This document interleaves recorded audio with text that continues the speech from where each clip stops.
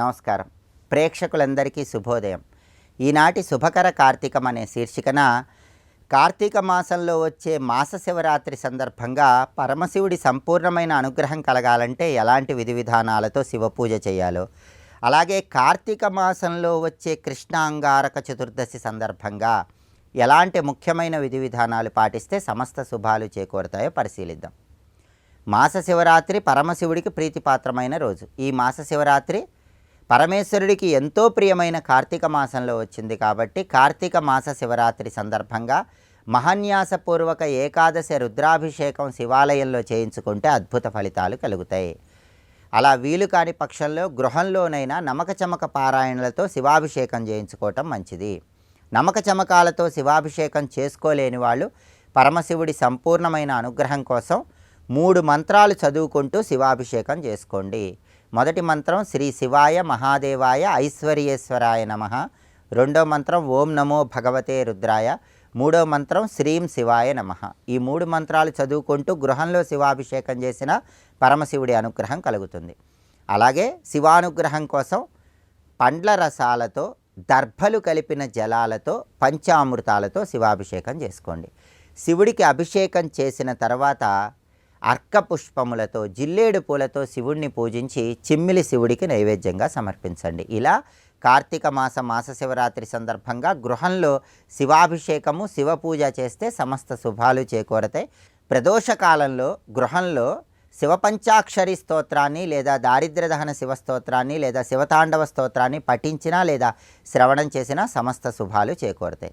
అలాగే దేవాలయానికి వెళితే దేవాలయంలో పరమశివుడికి ఇచ్చేటటువంటి నందిహారతి, నాగహారతి, సర్పహారతి ఈ హారతులు దర్శనం చేసుకోవటం ద్వారా శివాలయంలో ప్రదోషకాలంలో చండీ ప్రదక్షిణ చేయటం ద్వారా కొన్ని వేల జన్మల పాపాలు పటాపంచలు చేసుకోవచ్చు.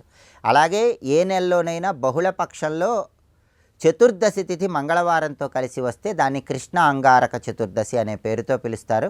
కార్తీక మాసంలో వచ్చే కృష్ణ అంగారక చతుర్దశికి ఎక్కువ ప్రాధాన్యత ఉంటుంది కాబట్టి ఈరోజు సూర్యుడికి యమధర్మరాజుకి తర్పణం ఇస్తే అద్భుత ఫలితాలు కలుగుతాయి.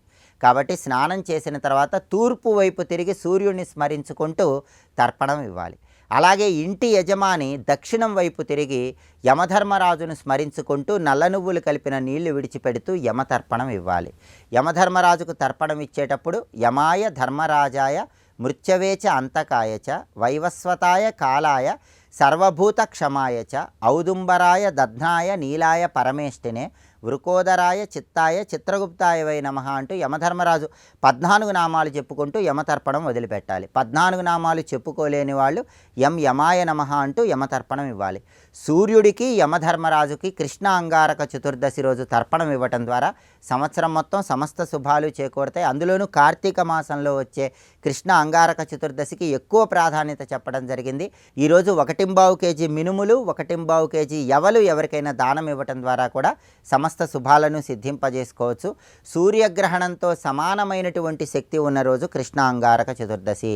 సూర్యగ్రహణం ఉన్నప్పుడు స్నానం చేస్తే, దీపాలు వెలిగిస్తే, దానం ఇస్తే ఎలాంటి ఫలితాలు కలుగుతాయో అంతటి ఫలితాలనే కృష్ణ అంగారక చతుర్దశి కూడా ఇస్తుంది. కాబట్టి ఇది కార్తీక మాసంలో వచ్చింది కాబట్టి ఈరోజు చేసే స్నానం కానీ, దానం కానీ, దీపం కానీ అమోఘమైనటువంటి శుభ ఫలితాలను కలిగింపజేస్తుంది. కార్తీక మాస శివరాత్రి కృష్ణ అంగారక చతుర్దశి సందర్భంగా ఈ విధి విధానాలు పాటించండి, సమస్త శుభాలను సిద్ధింపజేసుకోండి. రేపటి శుభకర కార్తీకం అనే శీర్షికన కార్తీక మాసంలో వచ్చే ఆఖరి బుధవారం సందర్భంగా విష్ణుమూర్తి ఆలయంలో పాటించాల్సిన ముఖ్యమైన విధి విధానాలేంటో, అలాగే సూర్యోదయానికి చతుర్దశి తిథి ఉన్న సందర్భంగా పాటించాల్సిన ముఖ్యమైన విధి విధానాలేంటో పరిశీలిద్దాం. నమస్కారం.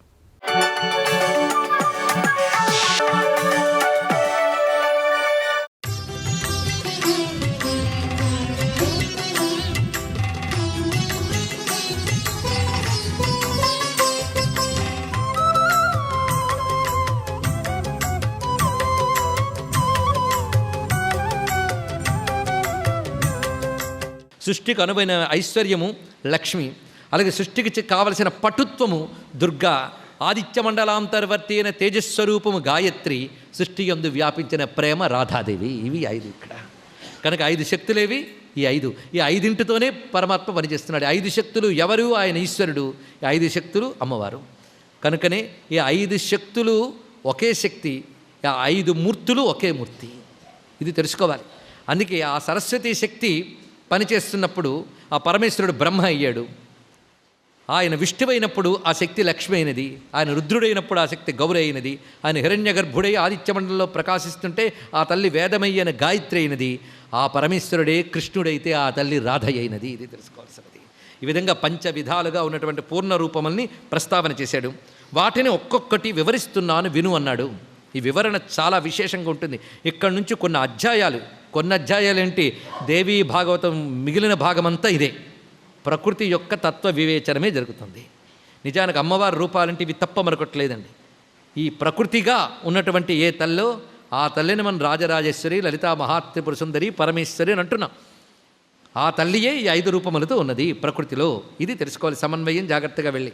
అందుకే భువనేశ్వరి, లలితా మహాత్రిపుర సుందరి, రాజరాజేశ్వరి అని చెప్పబడుతున్న తల్లియే ప్రకృతిలో 5 రూపములుగా ఉన్నది.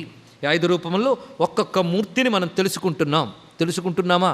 కాదు, ఉపాసిస్తున్నాం. శ్రద్ధగా వింటే అమ్మవారి ఉపాసన. ముందుగా క్లుప్తంగా మొత్తం ప్రకృతి చెప్తానయ్యా అంటున్నాడు నారాయణుడు. ముందు పూర్ణ రూపాలు వివరిస్తాను, తర్వాత ప్రధానాంశాలు చెప్తాను, తర్వాత కళాంశాలు చెప్తాను, తర్వాత కళాంశాంశాలు చెప్తాను. అన్నీ కలిపి అమ్మవారిని తెలిసి ఉపాసన చేస్తే వారికి ఇన్ని రూపాలతో అమ్మవారు అనుగ్రహిస్తున్నారు కనుక శ్రద్ధగా విను అని నారదునితో మహానుభావుడైన నారాయణుడు స్వయంగా బోధిస్తున్నాడు. గణేశమాత దుర్గా ముందు ఆ తల్లిని చెప్తున్నారు.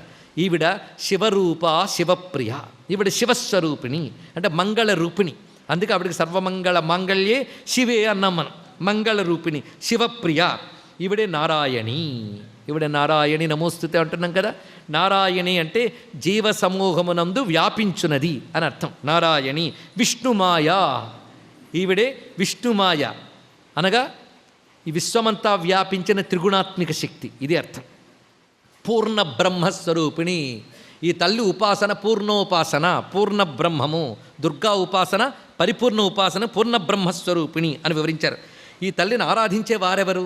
బ్రహ్మాది దేవైర్మునిభి మనుభి పూజితాస్తుత. బ్రహ్మాది దేవతల చేత, మునుల చేత, మనువుల చేత పూజింపబడుతున్నది. మొత్తం 3 చెప్పారు చూడండి. బ్రహ్మాది దేవతలు ఈ దుర్గను ఆరాధిస్తారు, లేకపోతే వాళ్ళకి శక్తి లేదు. వాళ్ళని ఎల్లవేళలా కాపాడుతుంది, వాళ్ళని లోకాన్ని కాపాడడానికి కావలసిన శక్తిని ఇస్తుంది. బ్రహ్మాది దేవతలు లోకపాలన చేస్తారు, ఆ శక్తి ఆవిడే ఇచ్చింది. ఒక్కొక్కప్పుడు వాళ్ళకి ఇవ్వబడిన శక్తులు చాలకపోతే మళ్ళీ అమ్మను ఆశ్రయిస్తే ఆవిడ తిరిగి ఆవిర్భవించి అసుర సంహారం చేసి మళ్ళీ ధర్మ ప్రతిష్టాపన చేస్తుంది. అందుకే దేవతలు ఎల్లవేళలా అమ్మవారిని ఆరాధన చేస్తూనే ఉంటారు బ్రహ్మాది దేవతలు. వాళ్ళే కాదు, మునిభిహి దేవతల తర్వాత చెప్పుకోవలసిన వారు ఋషులు. ఎందుకంటే మనం పూజించామంటే గొప్ప కాదు, గొప్పవారు పూజించారంటే గొప్ప. గొప్పవారే పూజించారని తెలుసుకుని మనం పూజిస్తే అదే గొప్ప. అందుకు గొప్పవారు ఎవరు? బ్రహ్మాది దేవతలు. తర్వాత ఎవరు? మునులు అనగా ఋషులు, జ్ఞానులు వాళ్ళు. దాని తర్వాత మనువులు, అందుకు మనువులు పూజించారు. ఇందులో ఒక మర్మం ఉందండి మాట చెప్పడంలో. మనువులు అంటే మనువులు అనబడే 14 మంది అని ఒక అర్థము, మనువు అంటే మంత్రం అని అర్థం ఉన్నది. మూల మనువు అని అంటారు. మను అంటే మంత్రం. మనుభిహి పూజిత అంటే మంత్రముల చేత పూజింపబడుతున్నది, వేద మంత్రముల చేత ఆరాధింపబడుతున్న తల్లి కనుక అమ్మను ఆరాధించేవారెవరు? దేవతలు, ఋషులు, మంత్రములు ఆరాధిస్తున్నాయి. ఆవిడ సర్వ అధిష్టాత్రి, అన్నిటికీ ఆధారమైన శక్తి. శర్వరూప సనాతని, ఆవిడ శివస్వరూపిణి, సనాతని. సనాతని అంటే శాశ్వతమైనది అని అర్థం. ధర్మ సత్య పుణ్యకీర్తిర్యశో మంగళదాయిని. అమ్మను ఆరాధన చేసేట ధర్మాన్ని, సత్యాన్ని, యశస్సుని, శుభాలని ఇస్తుందట. ఎంత చక్కటి మాట అండి. బహుశా ఇందులో 4వది అందరికీ నచ్చుంటుంది కదా, మంగళం. ధర్మం ఇస్తుంది అంటే అది ఏం చేసుకుంటాం అనిపిస్తుంది కదా. పురుషార్థాలు కావాలి అని అంటాం కానీ అందరికీ 2 కావాలండి. ఏవి? అర్థకామాలు. నేను అంటే అన్నాను కానీ అలాగ చెప్పడమే. అందరికీ 2 కావాలా? అర్థకామాలు కావాలనిపిస్తుంది కానీ ధర్మం కావాలని ఎవడైనా అడిగాడా? కానీ సంస్కారవంతులు మాత్రం మొట్టమొదటి అడిగే ధర్మాన్ని అడుగుతారండి. అమ్మా నాకు ధర్మం ఏమిటో తెలిసేటట్టు చెయ్యు, తెలిసిన ధర్మాన్ని ఆచరించేటట్టు చెయ్యు, ఆచరించడానికి అనుకూల వాతావరణాన్ని అందించు. ఇది ప్రార్థించాలండి తల్లిని. అందుకు మొట్టమొదటి ధర్మము, సత్యము, పుణ్యము, కీర్తి, యశస్సు, మంగళము ఇవి ఇస్తుందిట. అంతేకాదు సుఖ మోక్ష హర్షదాత్రి శోకార్తి దుఃఖనాశిని.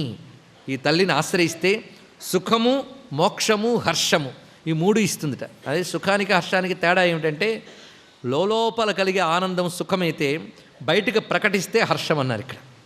అది అలాగే మోక్ష సుఖము అనగా లోకాలకు అతీతమైన సుఖం మోక్ష సుఖం. అందుకే లౌకిక సుఖాల్ని మోక్ష సుఖాల్ని ఇవ్వగలిగే తల్లి శోక ఆర్తి దుఃఖనాశిని, శోకాన్ని పీడని దుఃఖాన్ని పోగొడుతుందిట. ఇక్కడ మళ్ళీ శోకము దుఃఖము అని రెండు. అయ్యా ఏడుపు ఒకటే అనుకుంటే ఇన్ని ఏడుపులు ఉన్నాయా అని బాధ. ఏడుపుల్లో కూడా రకాలు ఉన్నాయండి. శోకము దుఃఖము ఆర్తి. ఆర్తి అంటే ఒక సంఘటన, ఒక పీడాకరమైన సంఘటన ఆర్తి. దానివల్ల కలిగే దుఃఖం రెండు రకాలుగా ఉంటుంది, శోకము దుఃఖము అని. దీనికి ఒక మాట చెప్పారు, సంఘటన జరిగినప్పుడే కలిగేటువంటి బాధని శోకం అంటారట, తలుచుకు ఏడిస్తే దుఃఖం అంటారట. అంతే ఇక్కడ మొత్తానికి శోక దుఃఖార్తి వీటిని నాశిని పోగొడుతుంది. ఇంకేం కావాలండి?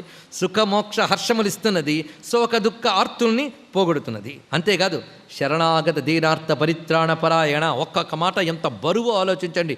ఏదో అలాగా క్యాసెట్లు చదివేసినట్టు చదవడం కాకుండా శరణాగతులైన వారు, అమ్మా నువ్వే దిక్కు అని ఆశ్రయించిన వారికి, అలాంటి దీనులకు ఆర్తిని పోగొట్టి రక్షించే తల్లి ఈవిడ. తేజస్వరూప, ఆవిడ తేజస్వరూపిణి. తేజస్సు అంటే ప్రాణశక్తి, ప్రధానంగా తెలుసుకోవాల్సింది. తేజస్వరూప పరమ తదధిష్టాతృదేవత, తేజస్సుకి ఆవిడ అధిష్టాన దేవత. సర్వశక్తి స్వరూపాత శక్తి రీశస్య సంతతం, ఆవిడ సర్వశక్తి స్వరూపిణి. శివునకు ఆవిడ సతత శక్తి, సంతత శక్తి. ఆవిడే సిద్ధేశ్వరి, సిద్ధరూప, సిద్ధిదా, సిద్ధిరీశ్వరి, అన్ని సిద్ధులను ఇచ్చే సిద్ధిదేవత, సిద్ధ విద్య. ఈ సిద్ధి రూప అని చెప్పడంలో అసలాంతర్యం ఏంటంటే, సిద్ధేశ్వరి సిద్ధ విద్య అని చెప్పడానికి దశమహావిద్యా రూపుని అర్థం అండి. సిద్ధ విద్యలు 10, ఆ 10 విద్యల రూపం ఈవిడే. దశమహావిద్యలుగా మనం ఆరాధించేటువంటి కాళీ, తార, త్రిపుర సుందరి, చిన్నమస్త, బగళ, ధూమావతి, మాతంగి, భైరవి, తర్వాత కమలాత్మిక, భువనేశ్వరి అని చెప్పబడే దశమహావిద్యలకి సిద్ధి విద్యలని పేరు. సర్వం శ్రీ జగన్మాతృ చరణారవిందార్పణమస్తు. స్వస్తి.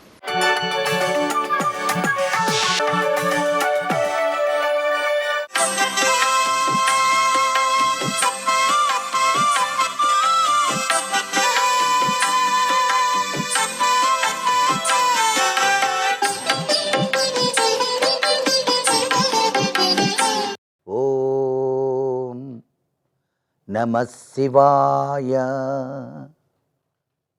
ఓం నమో నారాయణాయ.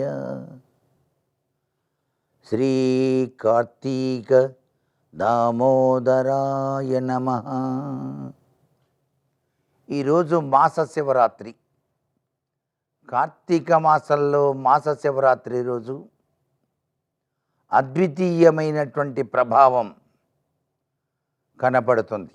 ఉదయాన్నే తెల్లవారుజామునే నదీ తీర ప్రాంతానికి వెళ్ళి అక్కడ పరమ పవిత్రవంతమైనటువంటి నదిలో స్నానానికి ఉపక్రమించే ముందే కార్తీక దామోదరాయ నమః అని ధ్యానం చేస్తూ నీటిలోకి పసుపు కుంకుమ వేసి దిగాలి. అలా దిగిన తదుపరి ఏటవాలుగా నీటిలో నుంచొని కార్తీక దామోదరాయ నమః అని చెప్పేసి నీటిని ఔపోసన పట్టి గోత్రనామాలు చెప్పుకుంటూ సంకల్పం చెప్పుకొని స్నానం ఆచరించాలి. సంకల్ప స్నానం వల్ల శతవిధాలైన పుణ్యం లభ్యపడుతుంది. అలా స్నానం చేసేటప్పుడు కార్తీక దామోదరుని మనసు నిండా తలుచుకొని ఒడ్డుకు వస్తూనే 3 దోసెళ్లతో నీటిని ఒడ్డు పైభాగాన పోస్తూ శివాయ నమః అనుకోవాలి. అలా బయటికి వచ్చిన తరువాత తడి బట్టలను పిండాలి. దాన్ని యక్షతర్పణం అంటారు. తదుపరి సూర్యభగవానికి ఎదురుగా నిలబడి జయస్సదా సవితృమండల మధ్యవర్తి నారాయణ సరసజాసన సన్నివిష్ట కేయూరవాన్ మకర కుండలవాన్ కిరీటి హరిహర వపుద్రత శంఖచక్ర అంటూ అర్ఘ్యప్రదానం చేసి పొడి బట్టలు కట్టుకొని విభూతిని నీటి చుక్కతో తడిపి నుదుట, వక్షస్థలం పైన, చేతులకు పొట్టకు వ్రాసుకొని అభిషేక ప్రియుడైనటువంటి పరమేశ్వరునికి అభిషేకం చెయ్యాలి. ఇలా ఎవరైతే చేస్తారో వారికి పరిపూర్ణవంతమైనటువంటి అనుగ్రహాన్ని పరమేశ్వరుడు మాస శివరాత్రి నాడు అనుగ్రహిస్తాడు సుమా. సర్వే జనా సుఖినో భవంతు.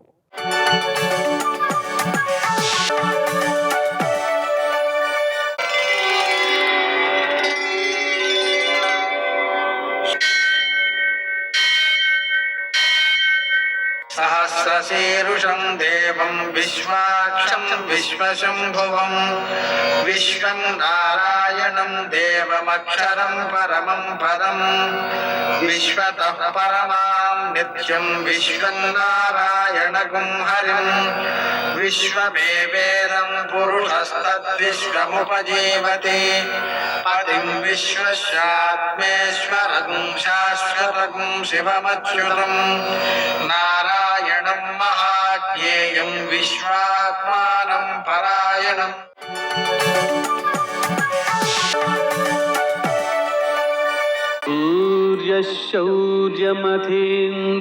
సూర్యశౌర్యమథేంద్రపదవీ సన్మంగళం మంగళం. మర్కటేశ మహోత్సాహ సర్వశోక వినాశన శత్రూన్ సంహరమాం వృక్షశ్రియందాపయమే ప్రభో. నేటి కాలమాన విశేషాలను గమనిద్దాం. స్వస్తి శ్రీ చాంద్రమాన విశ్వావసనామ సంవత్సరం, దక్షిణాయనం, శరదృతువు, కార్తీక మాసం, కృష్ణపక్షం, మంగళవారం. సూర్యోదయం 6:26 సూర్యాస్తమయం 5:36. తిథి త్రయోదశి ఉదయం 7:12 వరకు. నక్షత్రం స్వాతి పూర్తిగా ఉంది. వర్జం మధ్యాహ్నం 11:18 నుంచి 1:06 వరకు. దుర్ముహూర్తం ఉదయం 8:40 నుంచి 9:25 వరకు. మరల రాత్రి 10:44 నుంచి 11:36 వరకు. అమృతకాలం రాత్రి 10:05 నుంచి 11:53 వరకు. రాహుకాలం మంగళవారం కాబట్టి మధ్యాహ్నం 3 నుంచి 4:30 వరకు. అష్టకౌరికరీత్యా శుభప్రదమైన సమయం ఉదయం 7 గంటలకి. నేటి విశేషం కృష్ణాంగారక చతుర్దశి. ఈ వ్రతాన్ని ఆచరించినట్లయితే రుణబాధలు తొలగిపోతాయి. అలాగనే భౌమ చతుర్దశి. ఈ సందర్భంగా ఉదయకాలం 7:12 తరువాత నదీ స్నానం చేయడం, దానం చేయడం అద్భుతమైన ఫలితాలను అందజేస్తుంది, దోషాలను తొలగిస్తుంది. అయితే 7:12 తర్వాత చేస్తే భౌమ చతుర్దశి స్నాన ఫలితం వస్తుంది. కానీ కార్తీక మాసం సందర్భంగా సూర్యోదయానికి ముందే స్నానం చేయాలి. అంటే ఇప్పుడు స్నానం చేసి మళ్ళీ తర్వాత ఆ స్నానం చేయాలన్నమాట. అలాగనే ఈరోజు మాస శివరాత్రి ఉంది. ఆ కారణంగా మనం రోజంతా ఉపవాసం ఉండడం, 8 కాలాల్లో శివపూజ చేయడం, కనీసం అర్ధరాత్రి అయినా శివపూజ చేయడం, ఉపవాసం ఉండడం, జాగారం చేయడం, ఇవన్నీ కూడా అద్భుతమైన ఫలితాలను అందజేస్తాయి. విశేషించి ఇవాళ శివ చతుర్దశి ఉందండి. ఈ శివ చతుర్దశి సందర్భంగా మనం చేసేటువంటి కార్యక్రమాలలో ముఖ్యమైనటువంటిది శివారాధన. ఇలా శివారాధన చేయడం ద్వారా, శివ చతుర్దశి సందర్భంగా చేసే శివారాధన వల్ల శివపురం అంటే కైలాసం సిద్ధిస్తుంది అని చెప్పారు. నేటి ఆణిముత్యాలు.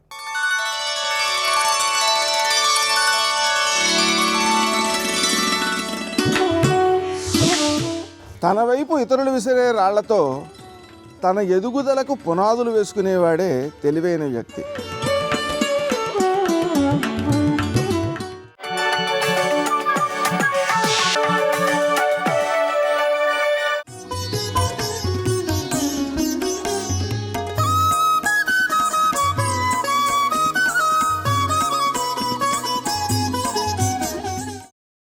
అసలు నిజానికి అంతటా ఉన్నది అన్నప్పుడు కాశీలోనూ చంద్రమండల మధ్యగా మణిద్వీపంలోనూ సుధాసింధూర్ మధ్య ఇవే కాదు, నాలో ఉన్నది, మీలో ఉన్నది, అందరి కదలికలలో ఉన్నది.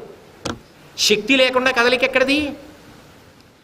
ఏమండి మీరు ఈ మధ్య గుడికి రావట్లేదే అన్నారు అనుకోండి, ఏం రమ్మంటారు, శక్తిహీనుండి అయిపోయాను, ఈ మధ్య మోకాళ్ళబ్బో సలుపులండి, కాలు తీసి ఖాళీ లేకపోతున్నాను, అందుకు రావట్లేదు అన్నాడు.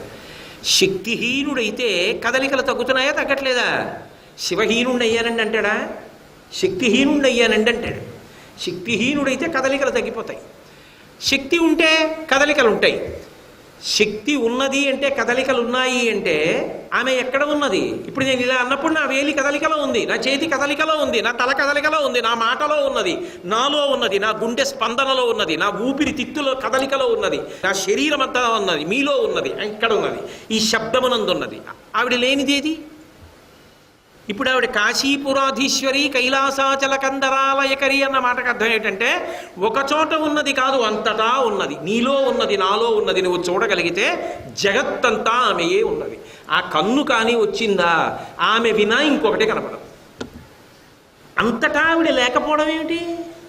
ఆవిడే ఉన్నది, ఆవిడ వినా ఇంకొకటి లేదు అన్నది బాగా అర్థం అవ్వాలంటే మన చేత ఒక ప్రశ్న వేయించాలి. అందుకని ఏం చేయాలి? 3 చోట్ల ఏమన్నారు, ఎక్కడుందన్నారు అంటే కాశీలో ఉందన్నారు, మరి ఇక్కడ ఇలా అంటున్నారు అన్న ప్రశ్న వేస్తే జవాబుగా ఆమె అంతటా ఉన్నది. నామములు మారుతున్నాయేమో కానీ తత్వము మారట్లేదు సుమా. నామము గౌణము. ఆమె ఒక్కొక్క గుణాన్ని ప్రకటించిందనుకోండి, ఒక్కొక్క పేరు వస్తుంది. పర్వతరాజపుత్రి పార్వతి. బంగారం బాగా వేసుకుందనుకోండి ఒంటి మీద, విన్నారుగా, హేమాంబరాడంబరి హైమవతి. బాగా బంగారం వేసుకున్న వాళ్ళని హైమవతి అని పిలుస్తూ ఉంటారు, అందుకని హైమవతి. ఏదో ఆవిడే దాక్షాయణి, దక్ష ప్రజాపతికి కుమార్తెగా వస్తే దాక్షాయణి. లోకంలో తన బిడ్డలందరినీ బాగా పెద్ద కళ్ళు చేసుకు చూసుకుంటుందనుకోండి విశాలాక్షి. పాపమా పుణ్యమా చూడకుండా అందరికీ ప్రేమతో అన్నం పెట్టినటువంటి దయామూర్తి అన్నపూర్ణ. ఇవి గుణముల చేత వచ్చిన పేర్లు గౌణములు. తత్వము అదే, ఆ తల్లే. అవి ఉన్న ఒక్క తల్లే, చాలామంది దేవుళ్ళు కాదు, ఉన్న ఒక్క తల్లి చేస్తున్న గుణములను బట్టి పేర్లు మారాయి. ఒక్కొక్క నామం ఎందుకు పలుకుతారంటే నామము పలుకుతున్నప్పుడు నామము వెనక ఉన్న విషయము జ్ఞాపకానికి వచ్చి పరమ సంతోషంతో ఎక్కడో అక్కడ నామాలు ఆగిపోయి ఆనంద భాష్పాలు పడుతూ అలా నిలబడిపోతాడు. నామాలు వరుసగా చదువుతున్నాడు అనుకోండి, చదువుతుండగా ఇప్పుడు నేను చెప్పినట్టు అన్నపూర్ణ, విశాలాక్షి, కాళీ ఇలా ఏవో చదువుతున్నాడు. ఏదో ఒక నామం దగ్గరికి వెళ్ళాడు, విశాలాక్షి అంటే ఏదో ఆవిడ పుట్టినప్పుడు ఆవిడకి కళ్ళు పెద్ద ఉన్నాయండి కాదు, ఎక్కడెక్కడ తన బిడ్డలు అమ్మా అంటారో అని పెద్ద కళ్ళు చేసుకుని ఇలా చూసుకుంటూ ఉంటుంది. విశాలాక్షి నమః అన్నాడు. అబ్బా అంత ప్రేమ, నా తల్లి అలా చూస్తుందా? పరమ ప్రేమ కలిగింది. విశాలాక్షి నమః, విశాలాక్షి నమః అంటూ అదే నామాన్ని పలుకుతూ ఆనంద భాష్పాలు కారుతూ అలా ఉండిపోయాడు. భార్య వచ్చింది, ఏమిటండి విశాలాక్షి నమః, విశాలాక్షి నమః అంటున్నారు, తర్వాత నామం మరిచిపోయారా, పుస్తకం దగ్గర లేదా? పాడు చేసేవే పూజ. ఎందుకని నిజానికి నామాలు పలుకుతున్నప్పుడు ఏ నామం దగ్గర నువ్వు ఆగిపోయి భావ పారవశ్యమునకు వశపడిపోయావో అక్కడ నువ్వు చేస్తున్న పూజ పండిద్ది. కాబట్టి పేర్లు ఎన్నైనా నామములు గౌణములు కనుక గుణములను ఆవిష్కరించినప్పుడు వచ్చినవే తప్ప తత్వత ఆమె ఒక్కతియే. కైలాసాచల కందరాలయకరి, గౌరీ, ఉమా, శాంకరి. ఇప్పుడు ఈ పేర్లన్నీ వస్తుంటే ఎవరావిడ? కాశీలోనే ఉన్నదా? ఆవిడ కాశీలోనే ఉంటుందా? అంతటా ఉన్నది.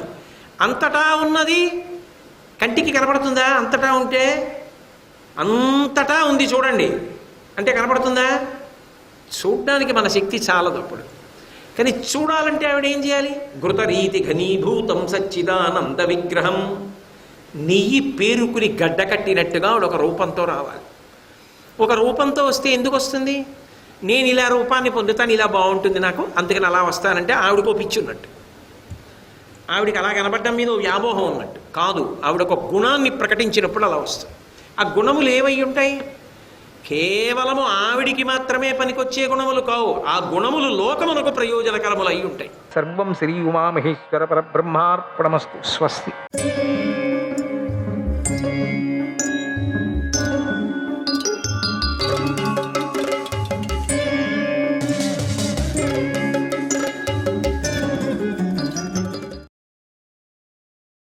శ్రీ మహాగణపతే నమః. ఓం శ్రీకృష్ణాయ పరమాత్మనే నమః. శ్రీ వేదవ్యాసాయ నమః. 38వ అధ్యాయం. ఏలాపుత్రుని అభిప్రాయం. ఆ యజ్ఞాన్ని ఎట్లా నిలపవాలా, ఒక్కొక్క సర్పం ఒక్కొక్క విధంగా చెప్తూ ఉన్నది. జనమేజ యజ్ఞం ఎట్లా నిలపవాలా అని. అప్పుడు ఎలాపుత్రుడు యొక్క సోదరుడు అందరితోనూ ఇలా అన్నాడు, ఓ సోదరులారా,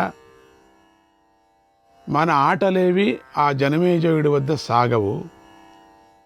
అతడు మనకు లొంగేవాడు కాదు.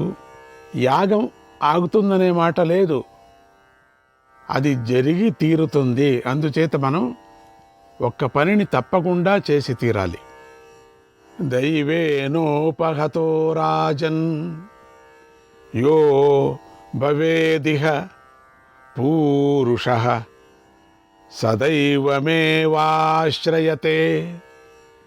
నాన్యత్ తత్ర పరాయణం. ఓ రాజా, ఈ లోకంలో దైవం చేత విడిచిపెట్టబడినవాడు తప్పకుండా దైవాన్నే శరణు కోరాలి. దైవం తప్పితే ఇతరులెవరూ కూడా అతన్ని రక్షించలేరు.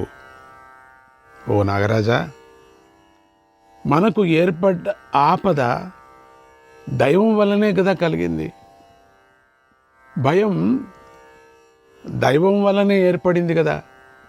కనుక ఓ శ్రేష్ఠులారా, ఈ విషయంలో నా మాట వినండి, నేను చెప్పే మాట వినండి కాస్త. మన తల్లి అయినటువంటి కద్రువ మనకు శాపమిచ్చే సమయంలో నేను ఆమె ఒడిలో ఉండి నిద్రపోయినట్లుగా నటించాను.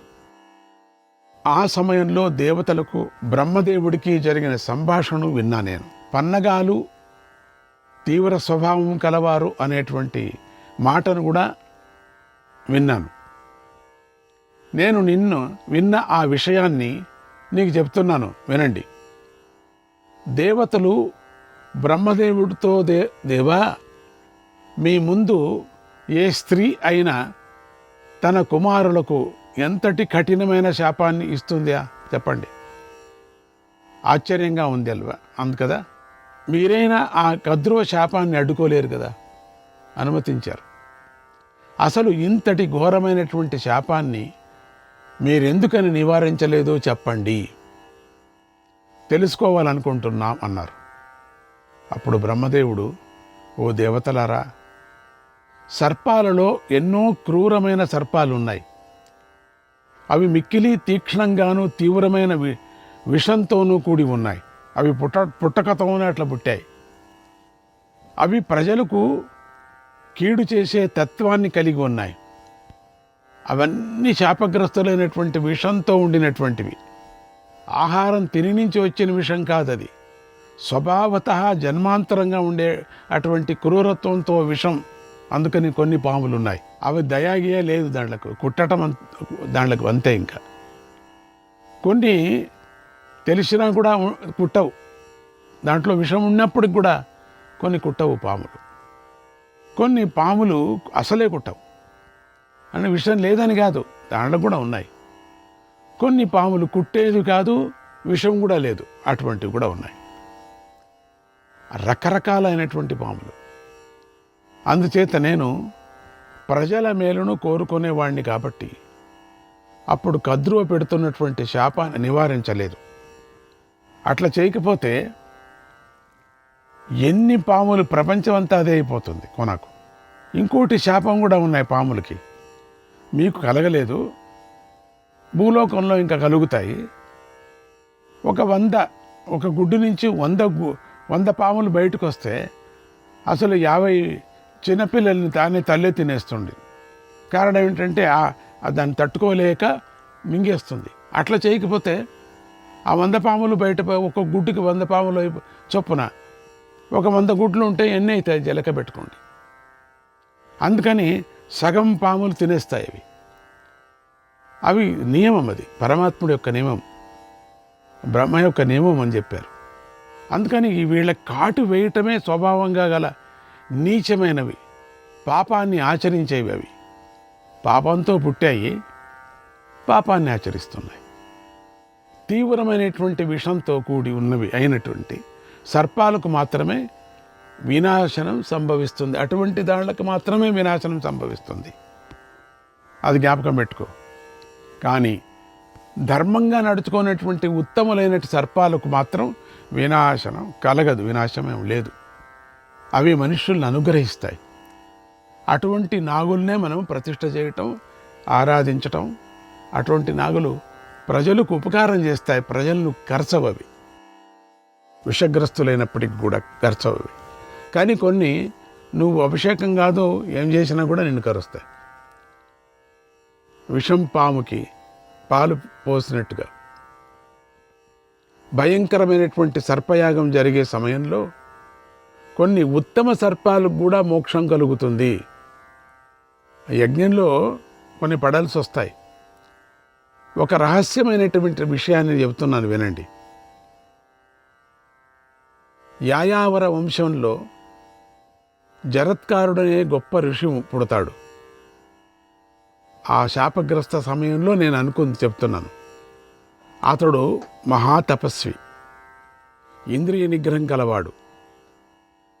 అతడికి ఆస్తికుడనే కుమారుడు పుడతాడు. ఆస్తికుడు అతడే సర్పయాగాన్ని ఆపు చేస్తాడు. అప్పుడే పన్నగ శ్రేష్ఠులు శాపం నుండి బయటపడతారు అన్నాడు. అప్పుడు దేవతలు, ఓ దేవా, ఆ జరత్కారుడికి ఏ స్త్రీ యందు ఆస్తికుడు జన్మిస్తాడు అని అడిగారు. బ్రహ్మదేవుడు చెప్తున్నాడు, ఓ దేవతలారా, ఆ జరత్కారుడికి అతడి పేరుతోనే ఉన్న కన్యతో పెళ్ళి అయినప్పుడే ఆస్తికుడు పుడతాడు. నాగరాజు అయిన వాసుకి సోదరి పేరు జరత్కారు. నాగరాజు అయిన వాసుకి సోదరి పేరు జరత్కారు. ఆ ఋషికి ఆమెకు ఆస్తికుడు పుట్టి నాగులకు తగిన శాపాన్ని నివారిస్తాడు అని, ఆ తగిలినటువంటి శాపం ఉంది కదా, ఆ తగిలిన శాపాన్ని నివారిస్తాడని బ్రహ్మదేవుడు దేవతలకు చెప్పి, దేవతలు కూడా అలాగే జరుగుగాక అని చెప్పి కోరుకున్నారు. కాబట్టి సోదర వాసుకి సోదరి అయినటువంటి జరత్కారువును ఆ జరత్కార మహర్షికి ఇచ్చి పెళ్లి చేయటానికి యాచించు. అలా చేస్తేనే మనకు భయం తొలగిపోతుంది. మన దగ్గరే ఉంది ఈ ఉపాయం, పరమాత్ముడు మన దగ్గరే పెట్టాడు.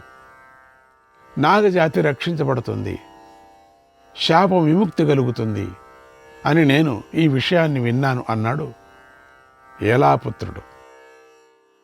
ఓం శ్రీకృష్ణాయ పరమాత్మనే నమః. 39వ అధ్యాయం. జరత్కారునికై వెతకటానికి బయలుదేరిన నాగరాజు.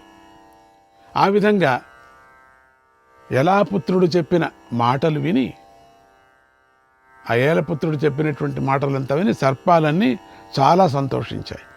ఎవరో ఒకరు మంచి ఉపాయం చెప్పారు కదా, ఇంతవరకు వాళ్ళని కరచండి, వాళ్ళని తినండి, యజ్ఞాన్ని చెడపండి, బ్రాహ్మలుగా వెళదాం, ఏదేదో చెప్పారు. అన్నీ ఒక్కటి కాని పని. ఇంత చేసినా ఆయన యజ్ఞం ఆపడు. ఈ ఉపాయం ఉందే చాలా బాగుంది, ఇది ఈ మాట చాలా బాగుంది, ఈ ఉపాయం చక్కగా ఉంది అని ఏలాపుత్రుణ్ణి మెచ్చుకున్నాయి, ఆనందించాయి. ఆ రోజు నుంచి వాసుకి తన సోదరి అయిన జరత్కారువును చాలా జాగ్రత్తగా చూసుకున్నాడు. నాగజాతి నశించకుండా ఉండటానికి ఒక ఉపాయం దొరికిందని ఎంతో ఆనందించాడు. కొంతకాలం గడిచింది. అది అమృతం కోసం క్షీరసాగరాన్ని చిలికే సమయం. ఆ సమయంలో వచ్చినటువంటి విచారం ఇది. దేవతలు రాక్షసులు సముద్రాన్ని చిలకటానికి పూనుకున్నారు. అప్పుడు మందర పర్వతానికి బలమైన త్రాడు కావలసి వచ్చింది. నాగరాజు అయినటువంటి వాసుకి మహాబలవంతుడు. ఆయన త్రాడుగా ఉండి సహకరిస్తే పని పూర్తి అయిపోతుందని అందరూ తలిచారు. వాసుకి సహాయం తీసుకున్నారు. ఆయన త్రాడు అయ్యాడు. పాల సముద్రం చెలకటం పూర్తి అయ్యింది. అమృతం లభించింది. అప్పుడు దేవతలు తమకు సహాయం చేసిన వాసుకిని మర్చిపోలేదు. వాసుకిని తమ వెంట తీసుకొని వెళ్ళి బ్రహ్మదేవుడితో ఇలా అన్నారు: దేవా, కద్రువ ఇచ్చిన శాపంతో నాగజాతి అల అంతమైపోతుందని ఈ వాసుకి ఎంతో భయపడుతున్నాడు, బాధపడుతున్నాడు. ఇతడి మనస్తాపాన్ని మీరే తొలగించాలి.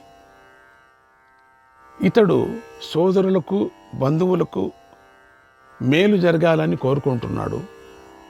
తల్లి శాపానికి తీవ్రంగా దుఃఖిస్తున్నాడు.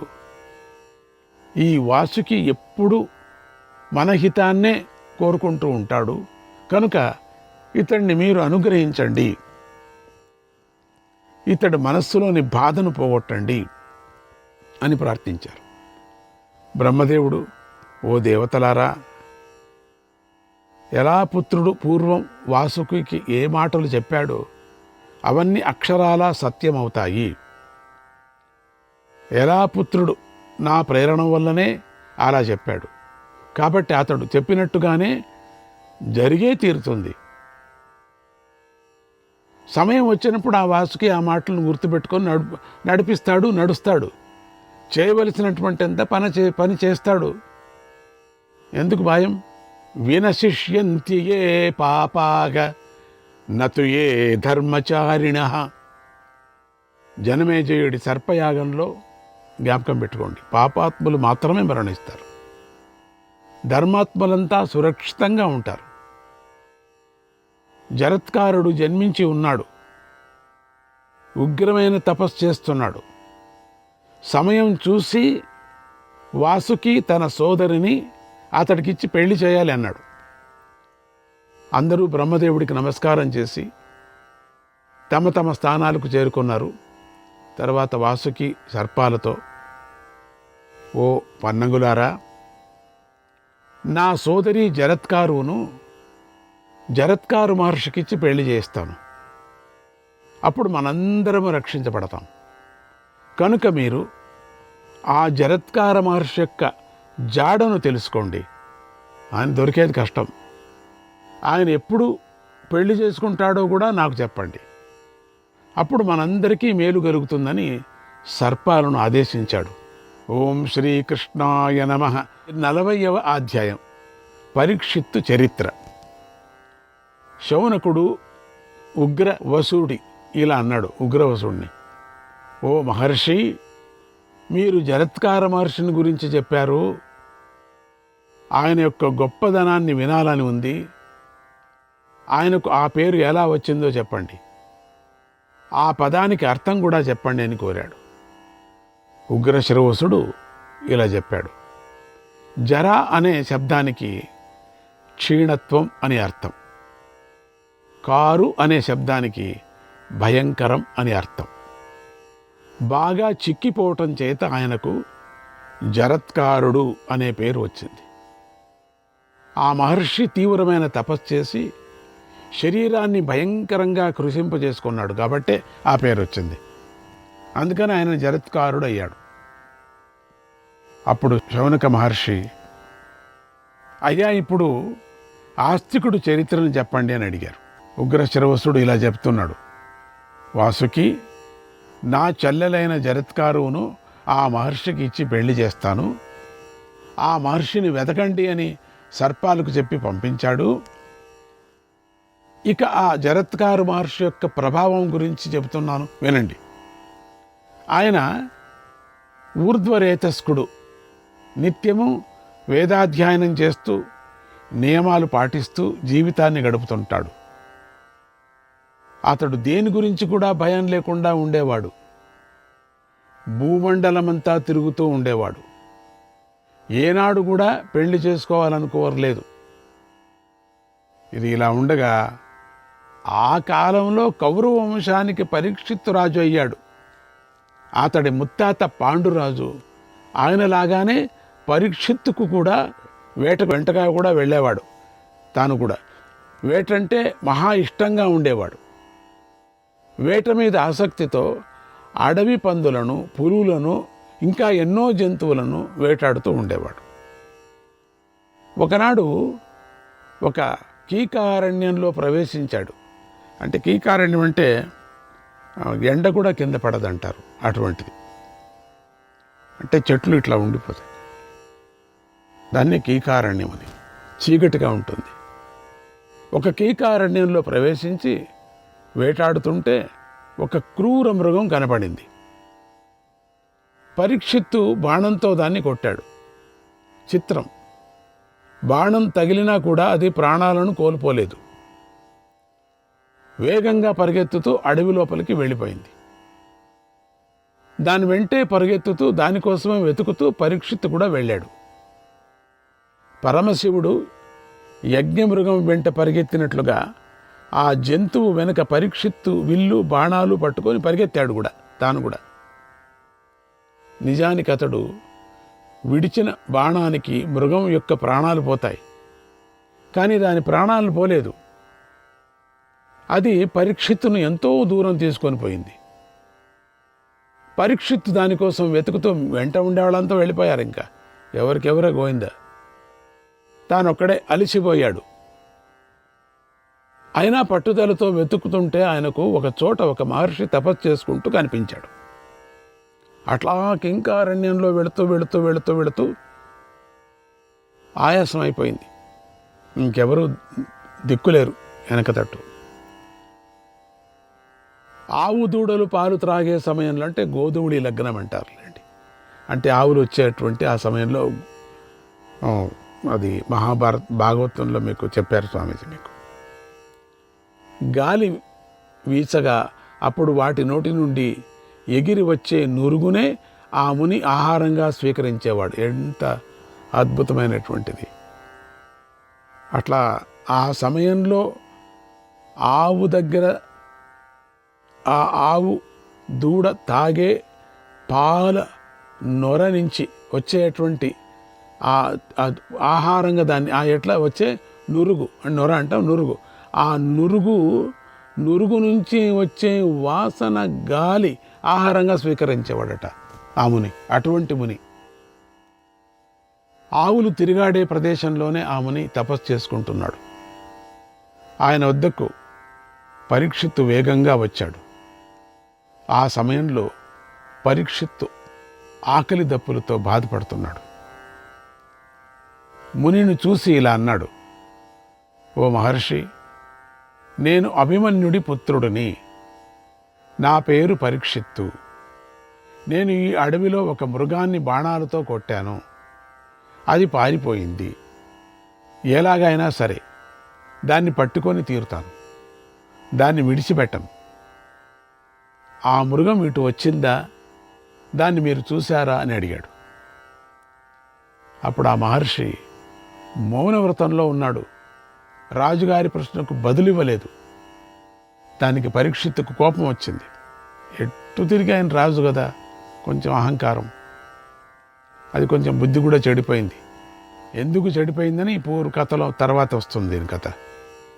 అక్కడ చనిపోయినటువంటి ఒక పామును తన వింటి కొనలతో తీసి ముని మెడలో వేశాడు. ఆ చేష్టను ముని పట్టించుకోలేదు. ఊరికే ఉండొచ్చు కదా, ఆకలి తీర్చడానికి నీళ్లు కూడా ఇవ్వలేదు, ఏమీ ఇవ్వలేదు, ఒప్పుకున్నాను, అంతటితో వెళ్ళిపోవచ్చు కదా. అదే పరీక్ష దరిద్రము పట్టుకుంటే ఇంతే పట్టుకుంటుంది, ఎప్పుడో అంతే. ఆయనలో ఏదో ప్రవేశించింది, వద్దు ఇప్పుడు చెప్పనులేండి, తర్వాత వస్తుంది మీకు. ఆయన పరీక్షిత్తుతో ఏమీ మాట్లాడలేదు. ఇంత పని అయినా కూడా నిశ్చలంగా నిర్వికారంగా ఉన్నాడు. ఆయన సమాధి స్థితిలో కళ్ళు మూసుకొని ఉన్నాడు. శ్రీకృష్ణాయ పరమాత్మనే నమః.